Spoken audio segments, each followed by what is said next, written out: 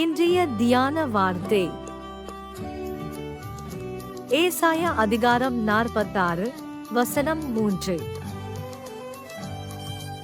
யாக்கோபின் சந்ததியாரே, இஸ்ரவேல் சந்ததியில் மீதியாகிய சகல ஜனங்களே, எனக்கு செவி கொடுங்கள். தாயின் வயிற்றில் தோன்றினது முதல் உங்களை ஏந்தி, தாயின் கர்ப்பத்தில் உற்பத்தியானது முதல் உங்களை தாங்கினேன்.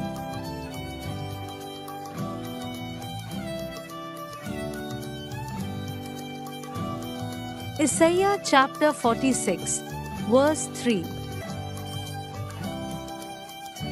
Listen to me, O house of Jacob, all the remnant of the house of Israel, who have been born by me from before your birth, carried from the womb.